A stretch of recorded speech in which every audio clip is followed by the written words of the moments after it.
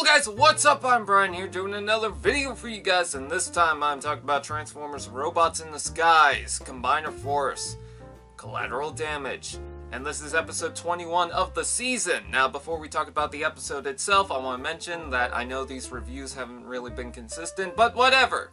Anyways, let's talk about the episode. It finally features Soundwave. We finally get to this plot that the Decepticons and everything has been leading up to. We finally get to see Soundwave in full, and he looks gorgeous. He has a combination of the Prime aesthetic with the Generation 1 look, which I really do like. I love the style. Laserbeak I'm still a little off with, but Soundwave himself looks cool. And he does have the voice of Frank Walker. It's a little hard to understand what he's necessarily saying, but nonetheless, he looks very cool and badass. He does a couple of badass things in the episode. Laserbeak is pretty cool too to watch. Optimus Prime comes back to fight Soundwave, and he kind of just goes off and does his own thing with Laserbeak, which I don't know why these episodes constantly bring out Optimus Prime.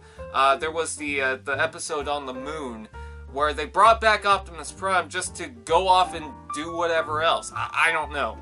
But, anyways, so we finally get him back, and then we get the Team B going against Soundwave, so, you know, it's some pretty cool action and whatnot. But, the majority of the episode and everything leading up to this, and Soundwave in general, is anticlimactic, whatever that word is, anticlimactic. It is so sad that everything I was excited for, everything leading up to this, is just, and I'm gonna quote Cameron on this, disappointing. It is so lackluster. And it actually pisses me off, because we've taken 20 episodes of Combiner Force, which, by the way, Combiner Force has little to no combining. As it is, it's barely considered for that title.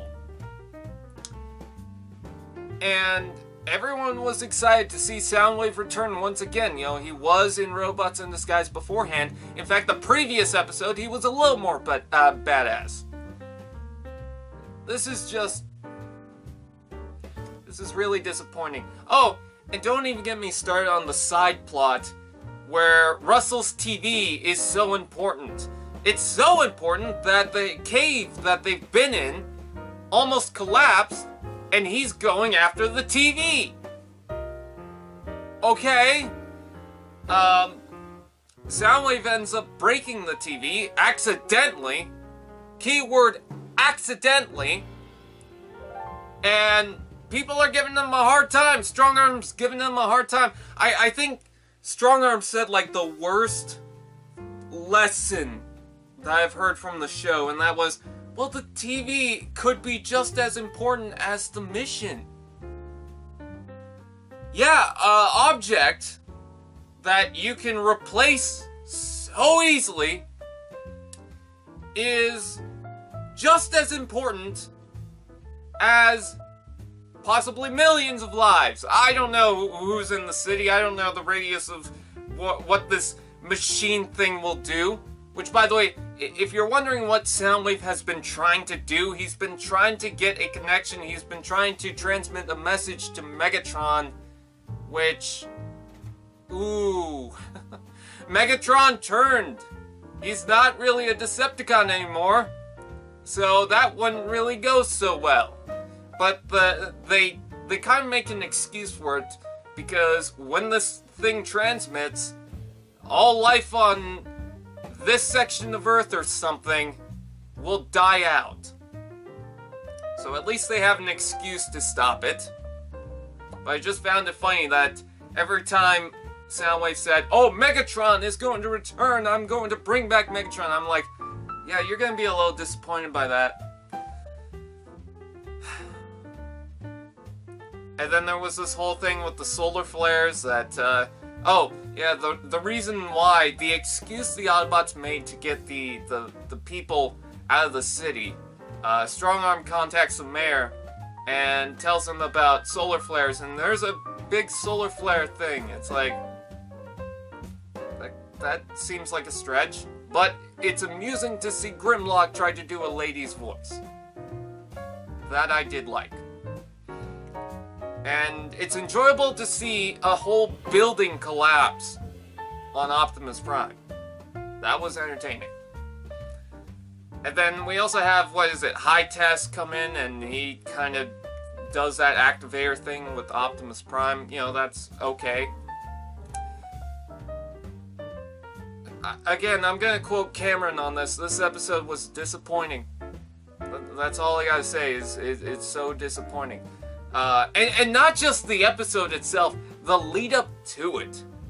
We've taken about 20 episodes to lead up to Soundwave. They made a big deal over it, and in one episode, the whole plot's done. I was expecting like maybe a couple of episodes, or maybe it will tie in more to that High Council thing or something that's been going around. But it doesn't seem to be the case. It's just, oh, I'm here, bye. At least we got to see Soundwave again. That's pretty much all I can say. At least we got to see Soundwave again. You know, there's a couple of good things in the episode, I will say that. But in general, it's just so lackluster, so mediocre, and it's so upsetting to me that the episode that I was so excited for is just so bare bone. The script is bare bone, the action's bare bone for the most part. They kind of make an excuse to have Grimlock sidelined, which sucked. I mean, in general, the episode wasn't horrid. It wasn't the worst episode of Robots in Disguise. But it's just upsetting to me that the whole thing with Soundwave is just done like that. So, if you've been keeping up with the show, there you go. If they don't do anything exciting in the next couple of episodes, with the exception of the episode where the Decepticons attack the base, or the scrapyard or whatever, this episode has kind of wasted my time. Except for the Stunticons, I kind of like them too. But, yeah, so far, I'm not really that excited to see what they do next. I'm curious, and that's all I can say. So, anyways, with that said, I thank you guys for watching. Please like, comment, share, subscribe. Oh! Here's one more thing. They bring back Optimus Prime, but not Drift. Okay. Anyways, so yeah, with that said, I thank you guys for watching, and I will see you guys next time.